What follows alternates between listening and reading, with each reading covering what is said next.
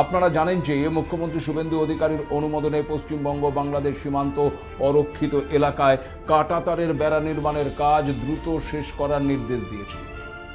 ৪৫ দিনের মধ্যেই এই কাঁটাতার লাগানোর কাজ সম্পন্ন করার নির্দেশ দেওয়া হয়েছে মুখ্যমন্ত্রীর তরফে। আর মুখ্যমন্ত্রীর এই ঘোষণার পরেই তৎপর হয়ে উঠেছে জেলা প্রশাসন। ইতিমধ্যে জেলা প্রশাসনের আধিকারিকদের সঙ্গে বৈঠক করেছেন বিএসএফ এবং সিপিডব্লিউডির আধিকারিকরা। সীমান্তবর্তী কাঁটাতারহীন এলাকায় শুরু হয়েছে জমি অধিগ্রহণ প্রক্রিয়া। আপনাদের জানিয়ে রাখি যে মালদা জেলাতে ১৭১ কিলোমিটার ভারত বাংলাদেশ সীমান্ত রয়েছে। আর মালদার বৈষ্ণবনগর, কালিয়াচক, ইংরেজবাজার, মালদা, হবিবপুর এবং বামনগোলা এই ৬টি থানা এলাকায় রয়েছে বিস্তীর্ণ কাঁটাতারহীন ভারত বাংলাদেশ সীমান্ত। প্রায় ৩৭ কিলোমিটার এলাকায় রয়েছে অরক্ষিত জল সীমান্ত। সেখানে ইতিমধ্যেই কাঁটাতার লাগানোর জন্য শুরু হয়ে গেছে জমি অধিগ্রহণের প্রক্রিয়া। ভূমি রাজস্ব আধিকারিকদের উপস্থিতিতে চলছে এই কাজ। জমিদাতা গ্রামবাসীরা আবার জানিয়েছেন, জমির যা দাম তারা পাবেন তো পাবেন, এর পাশাপাশি যে জমি কাঁটাতারের ভেতরে থাকবে তাতে চাষ করে অনেক বেশি লাভ হবে।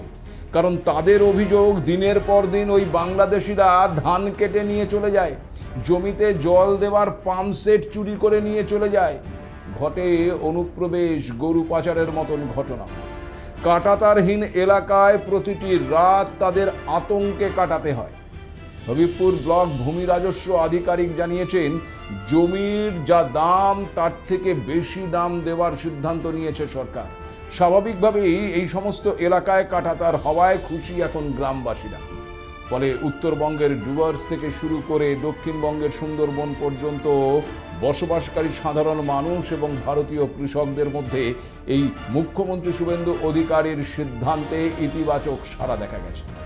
কিন্তু আগেই যে বলছিলাম, এই মুখ্যমন্ত্রীর এই সিদ্ধান্তের ফলে এখন তোলপাড় শুরু হয়ে গেছে প্রতিবেশী দেশ বাংলাদেশে। কারণ সেখানকার মৌলবাদী রাজনৈতিক শক্তিগুলো, বিশেষ করে জামাতে ইসলামীর সীমান্ত রাজনীতি এতে প্রবলভাবে ধাক্কা খাওয়ার সম্ভাবনা রয়েছে। আর এই আবহে আবার জানা যাচ্ছে তিস্তা প্রকল্প নিয়ে চীনের সাহায্য চেয়েছে বাংলাদেশ। কিন্তু প্রশ্ন হচ্ছে, তিস্তা প্রকল্প নিয়ে চীনের সাহায্য কেন চাইছে বাংলাদেশ? চীনের কি এখতিয়ার আছে এই বিষয়ে কথা বলার? এখানে আপনাদের একটা বিষয় জানিয়ে রাখি যে চীনের বিদেশমন্ত্রী ওয়াং ইয়ের আমন্ত্রণে বাংলাদেশের বিদেশমন্ত্রী ডক্টর খলিলুর রহমান গত ৫ থেকে ৭ই মে পর্যন্ত ৩ দিনের একটি সরকারি সফরে চীনে গিয়েছিলেন। আর ৬ই মে দুই দেশের বিদেশমন্ত্রীদের মধ্যে একটি দ্বিপাক্ষিক বৈঠকও অনুষ্ঠিত হয়। বৈঠকের পর জারি করা একটি যৌথ সংবাদ বিজ্ঞপ্তিতে আনুষ্ঠানিকভাবে জানানো হয়েছে যে বিএনপি নেতৃত্বাধীন নতুন সরকারের পক্ষ থেকে বাংলাদেশ এই প্রথম ওই চীনের কাছে তিস্তা মহাপরিকল্পনা বাস্তবায়নে সরাসরি আর্থিক এবং কারিগরি সহযোগিতা চেয়েছে। বাংলাদেশ তিস্তা মহাপরিকল্পনা মানে ওই comprehensive management and restoration of Teesta river project বাস্তবায়নে চীনের সাহায্য চাইছে। মূলত ভারতের সঙ্গে দীর্ঘদিনের অমীমাংসিত জলবন্টন সমস্যার বিকল্প সমাধানের জন্য চীনের এই সাহায্য চাইছে বাংলাদেশ। কারণ ২০১১ সালে পশ্চিমবঙ্গ সরকারের আপত্তির কারণেই ভারত বাংলাদেশের মধ্যেকার এই তিস্তা চুক্তি কিন্তু আটকে যায়। গত ১৫ বছরের বেশি সময় ধরে অপেক্ষা করার পরেও বাংলাদেশ এই তিস্তার জল পায়নি। ফলে বিকল্প হিসেবে বাংলাদেশ তার নিজের ভূখণ্ডের ভেতরেই জল ধরে রাখার পরিকল্পনা গড়ার সিদ্ধান্ত নেয়। এদিকে উত্তরবঙ্গেও রয়েছে জলসংকট। সে কারণে পশ্চিমবঙ্গের দীর্ঘদিনের দাবি, শুষ্ক মরশুমে যখন ওই তিস্তার জল মারাত্মক কমে যায় তখন তিস্তার জল ওই বাংলাদেশকে দিয়ে দিলে উত্তরবঙ্গের ৬টি জেলা, বিশেষ করে জলপাইগুড়ি, দার্জিলিংয়ের শিলিগুড়ি, কোচবিহারের চাষ আবাদ এবং পানীয় জলের তীব্র সংকট দেখা দেয়। সব মিলিয়ে সমস্যার সমাধান কিন্তু হয়নি। এই অবস্থায় চীন বাংলাদেশকে তিস্তা মহাপরিকল্পনা এবং সামগ্রিক অর্থনৈতিক সহযোগিতার বিষয়ে বেশ কয়েকটি গুরুত্বপূর্ণ প্রতিশ্রুতিও দিয়েছে। এর মধ্যে $1 বিলিয়ন মার্কিন ব্যয় করে তিস্তা নদীর ব্যাপক ব্যবস্থাপনা এবং পুনরুদ্ধার প্রকল্প বাস্তবায়নের জন্য চীনের এক্সিম ব্যাংক থেকে সহজ শর্তে ঋণ দেওয়ার ব্যাপারে নীতিগত সম্মতি দেওয়া হয়েছে। এছাড়াও বাংলাদেশ সরকারের অনুরোধে ঋণের সুদের হার কমানো এবং ঋণ পরিশোধের মেয়াদ 30 বছর পর্যন্ত বাড়ানোর প্রস্তাবটি ইতিবাচকভাবে বিবেচনার প্রতিশ্রুতি দিয়েছে বেজিং। আর চীনা রাষ্ট্রায়ত্ত সংস্থা পাওয়ার চায়নার তৈরি করা কারিগরি নকশা অনুযায়ী দ্রুত ড্রেজিং এবং স্থায়ী গাইড বাঁধ নির্মাণের কাজ শুরু করতে প্রযুক্তিগত সহায়তার আশ্বাসও দেওয়া হয়েছে বলে জানা গেছে। সব মিলিয়ে এই তিস্তা প্রকল্পের কাজ চূড়ান্ত করতে চীনের একটি উচ্চ পর্যায়ের কারিগরি দল খুব শীঘ্রই নাকি ওই ঢাকা সফরে আসছে। এখন প্রশ্ন হচ্ছে, এই গোটা বিষয়টিতে কি আদৌ চীনের কোনো এখতিয়ার রয়েছে? দেখুন, স্পষ্ট করে বললে আন্তর্জাতিক আইন অনুযায়ী তিস্তা নদীটি সিকিম এবং পশ্চিমবঙ্গ হয়ে ওই বাংলাদেশে প্রবেশ করেছে। বাংলাদেশ তার নিজস্ব ভৌগোলিক সীমানার ভেতরে এই প্রকল্পের কাজ করবে। যেহেতু এই প্রকল্প ভারতের সীমানার ভেতরে কোনো প্রভাব ফেলছে না বা ভারতের জলপ্রবাহে বাধাও দিচ্ছে না, তাই বাংলাদেশ কার কাছ থেকে ঋণ বা প্রযুক্তি নেবে সেটা সম্পূর্ণ ওই ঢাকার নিজস্ব সিদ্ধান্ত। চীনের এখানে স্বতঃপ্রণোদিত কোনো এখতিয়ার নেই। তবে বাংলাদেশ একটি স্বাধীন রাষ্ট্র হিসেবে চীনের কাছ থেকে সাহায্য চেয়েছে এবং চীন তাতে সাড়া দিচ্ছে, এতে কোনো অসুবিধা নেই। কিন্তু বিষয়টি যতটা সহজ মনে হচ্ছে ততটা কিন্তু সহজ নয়। কারণ চীনের টাকা দিয়ে প্রস্তাবিত এই তিস্তা মহাপরিকল্পনাটি ভারতের শিলিগুড়ি করিডোর মানে ওই চিকেন স্নেক থেকে মাত্র 100 কিলোমিটার দূরে অবস্থিত হবে বলেই জানা যাচ্ছে। আর তিব্বতে চীনের বিশাল সামরিক উপস্থিতি ইতিমধ্যেই রয়েছে।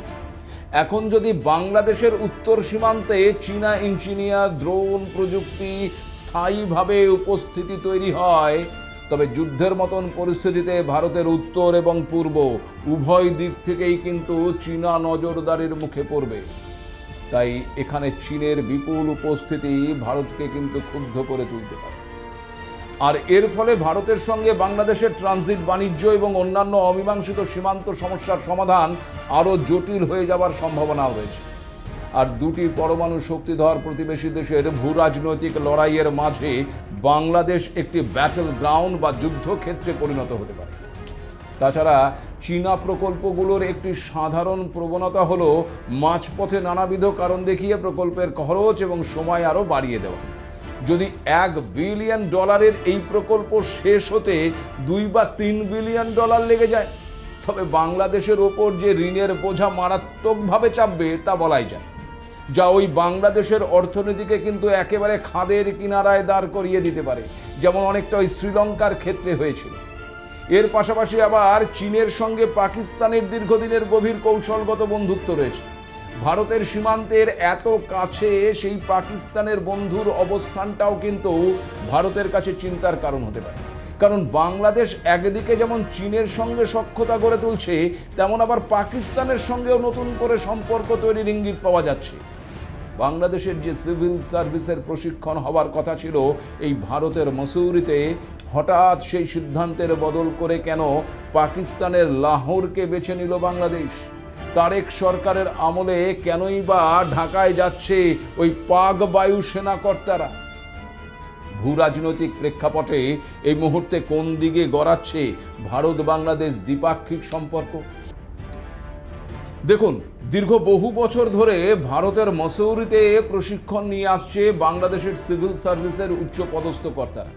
কিন্তু সাম্প্রতিক কূটনৈতিক এবং রাজনৈতিক পরিবর্তনের প্রেক্ষাপটে এবার প্রথমবারের মতন বাংলাদেশ সিভিল সার্ভিসের উচ্চ পদস্থ কর্তারা প্রশিক্ষণের জন্য পাকিস্তানের লাহোরকে বেছে নিয়েছেন। আপনাদের জানিয়ে রাখি যে বাংলাদেশের 12 জন উচ্চপদস্থ আমলা এই সফরে অংশ নিয়েছেন।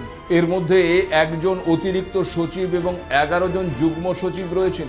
দেখুন, 2014 সাল থেকে ভারত বাংলাদেশের মধ্যে হওয়া চুক্তির আওতায় প্রায় 2500 বাংলাদেশি কর্মকর্তা ভারতের উত্তরাখণ্ডের ওই মসুরিতে অবস্থিত Lal Bahadur শাস্ত্রীর national academy of অ্যাডমিনিস্ট্রেশনে প্রশিক্ষণ নিয়েছেন এর আগে।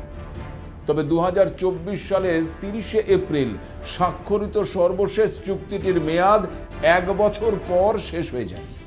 2024 সালের 5ই আগস্ট বাংলাদেশে আওয়ামী লীগ সরকারের পতনের পর ঢাকা এবং নতুন দিল্লির মধ্যে কূটনৈতিক সম্পর্ক বেশ কিছুটা দূরত্ব তৈরি হয়। ফলে চুক্তি আর নতুন করে নবীকরণ করা হয়নি। এই আবহে লাহোরকে বেছে নিয়েছে বাংলাদেশ। আবার পাকিস্তানের বিমান বাহিনীর একটি উচ্চ পর্যায়ের প্রতিনিধি দল সম্প্রতি এই ঢাকা সফর সম্পন্ন করেছে। পাক এয়ার ভাইস মার্শাল অরঙ্গজেব আহমেদের নেতৃত্বে 5 সদস্যের পাক প্রতিনিধি দলটি 10ই মে থেকে 14ই মে পর্যন্ত ঢাকায় ছিল। আর জানা যাচ্ছে যে বাংলাদেশ বিমান বাহিনীর আধুনিকীকরণের অংশ হিসেবে পাকিস্তানের কাছ থেকে multi role JF-17 thunder block 3 যুদ্ধ বিমান কেনার বিষয় নাকি আলোচনা একেবারে চূড়ান্ত পর্যায়ে পৌঁছেছে। তবে এই সফরের অন্যতম বড় চমক হলো ওই পাকিস্তান বিমান বাহিনী বাংলাদেশ বিমান বাহিনীকে একটি JF-17 thunder combat flight simulator উপহার দিয়েছে। দুই দেশের মধ্যে প্রথম প্রাতিষ্ঠানিক এয়ার স্টাফ টকস শুরু হয়েছে। এর আওতায় বাংলাদেশি ফাইটার পাইলটদের পাকিস্তানের মুসাফ এয়ারবেস এবং পাকিস্তান অ্যারোনটিক্যাল কমপ্লেক্সে নিয়ে গিয়ে উন্নত বিমান চালনা, আকাশ যুদ্ধ কৌশল এবং সুপারসনিক ইন্টারসেপশনের বিশেষ প্রশিক্ষণ দেওয়ার চুক্তি স্বাক্ষর হওয়ার সম্ভাবনাও রয়েছে। এছাড়াও পাক বিমান বাহিনীর বিশেষজ্ঞরা বাংলাদেশের বিভিন্ন বিমান ঘাঁটিতে এয়ার ডিফেন্স রাডার সিস্টেম এবং আধুনিক ড্রোন ব্যবস্থা স্থাপনে প্রযুক্তিগত সহায়তা দেওয়ার বিষয়ে কাজ করছে বলেই জানা যাচ্ছে। অন্যদিকে আবার সাম্প্রতিক সময়ে ফরাক্কা বাঁধ নিয়ে ভারতের কেন্দ্রীয় সরকারের বিরুদ্ধে তীব্র ক্ষোভ প্রকাশ করেছে বাংলাদেশ। ভারতের ফরাক্কা বাঁধ বাংলাদেশের জন্য একটি মরণ ফাঁদে পরিণত হয়েছে বলে প্রকাশ্যে অভিযোগ করেছেন বিএনপির মহাসচিব মির্জা ফখরুল ইসলাম আলমগীর। বাংলাদেশ বরাবরই অভিযোগ করে আসছে যে ফরাক্কা বাঁধের কারণে দেশটির নদীগুলোতে স্বাভাবিক জলের প্রবাহ বিঘ্নিত হচ্ছে। ফলে শুষ্ক মরশুমে যেমন জলের সংকট দেখা দেয়, তেমন আবার বর্ষায় অতিরিক্ত জল ছাড়ার কারণে বাংলাদেশে ভয়াবহ বন্যা পরিস্থিতির সৃষ্টি হয়। আর সেই কারণে এবার ওই ফরাক্কা বাঁধ নিয়ে ক্ষোভ প্রকাশ করতে হচ্ছে বাংলাদেশের বিএনপির নেতাদের। ভাবুন পরিস্থিতিটা কোথায় গিয়ে দাঁড়াচ্ছে। আবার উল্টো দিকে আমেরিকার সঙ্গে বাংলাদেশের মধ্যে একটি প্রতিরক্ষা চুক্তি স্বাক্ষর হওয়ার কথা চলছে। এই সম্ভাব্য প্রতিরক্ষা চুক্তি হলে মার্কিন যুদ্ধজাহাজ এবং সামরিক বিমান বাংলাদেশের বন্দর এবং বিমানবন্দর ব্যবহার করতে পারবে।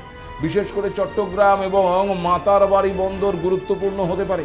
আর এই চুক্তির মাধ্যমে দুই দেশের গোয়েন্দা সহযোগিতাও আবার বাড়বে।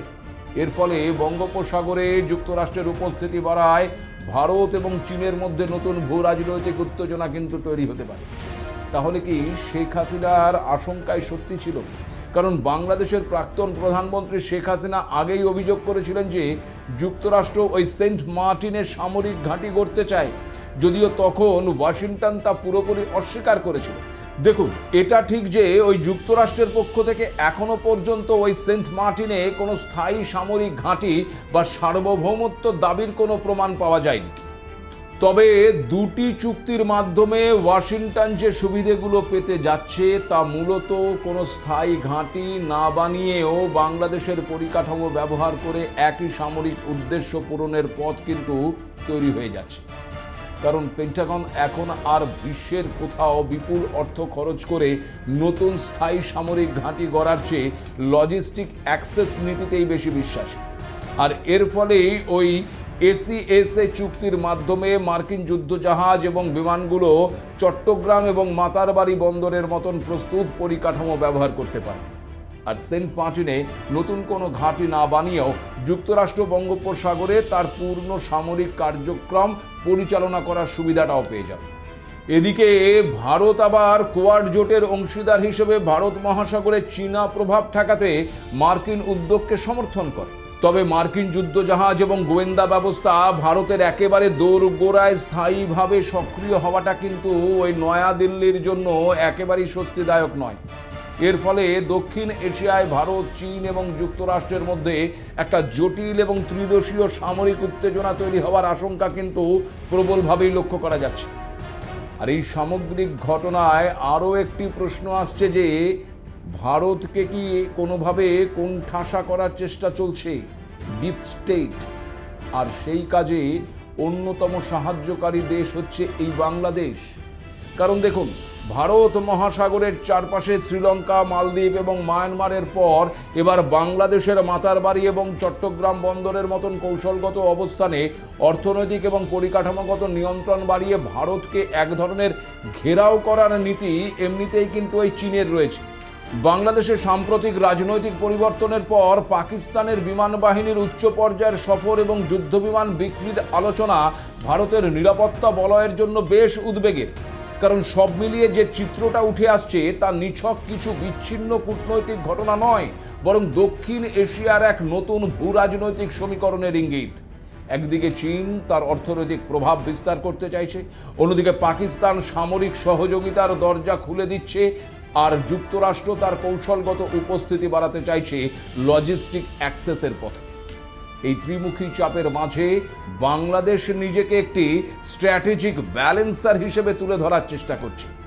কিন্তু প্রশ্ন হচ্ছে, এই বহুমুখী কূটনীতি কতটা টেকসই হবে? দেখুন, ইতিহাস বলছে ছোট এবং মাঝারি শক্তিধর রাষ্ট্র যখন একাধিক পরাশক্তির মধ্যে ভারসাম্য রক্ষা করতে চায়, তখন সামান্য ভুল পদক্ষেপই বড় কৌশলগত বিপর্যয় ডেকে নিয়ে আসে। বিশেষ করে যখন সেই ভারসাম্যের কেন্দ্রে রয়েছে সংবেদনশীল সীমান্ত, নদী জল বন্টন ইস্যু, সামরিক ঘাঁটি এবং আঞ্চলিক নিরাপত্তা, তখন এই ঝুঁকির মাত্রা কিন্তু বহুগুণ বেড়ে যায়। আর এখানেই ভারতের কৌশলগত গুরুত্ব নতুন করে সামনে আসে। কারণ ভৌগোলিক, অর্থনৈতিক এবং সাংস্কৃতিক এই তিনটি ক্ষেত্রেই ভারতের সঙ্গে বাংলাদেশের সম্পর্ক অন্য যে কোনো দেশের তুলনায় অনেক গভীর এবং বাস্তব ভিত্তিক। সীমান্ত বাণিজ্য বলুন, কিংবা বিদ্যুৎ সরবরাহ, কিংবা যোগাযোগ ব্যবস্থা, এমনকি খাদ্য এবং নিত্য প্রয়োজনীয় পণ্যের ক্ষেত্রেও বাংলাদেশ আজ অনেকাংশে কিন্তু এই ভারতের ওপর নির্ভরশীল। ফলে সম্পূর্ণভাবে ভারতকে পাশ কাটিয়ে অন্য কোনো শক্তির দিকে ঝুঁকে পড়া ওই ঢাকার পক্ষে কিন্তু একেবারেই বাস্তবভাবে সম্মত নয়। অন্যদিকে ভারতও চুপ করে কিন্তু বসে নেই, পরিস্থিতি গভীরভাবে কিন্তু পর্যবেক্ষণ করছে দিল্লি। সবশেষে বলাই যাচ্ছে যে দক্ষিণ এশিয়ার এই জটিল দাবার বোর্ডে প্রতিটি চাল অত্যন্ত গুরুত্বপূর্ণ। বাংলাদেশ যদি অতিরিক্ত ভারসাম্য রক্ষার খেলায় ঝুঁকি নেয়, তাহলে তা উল্টে তার দিকেই কিন্তু বিপদ হয়ে ফিরে আসতে পারে। ফলে তারেক রহমানের দেশ এখন কোন পথে হাঁটবে? দেশের মান রক্ষা করবে নাকি কুল রক্ষা করবে, এখন সেটাই দেখা। আজ এ পর্যন্তই। নমস্কার।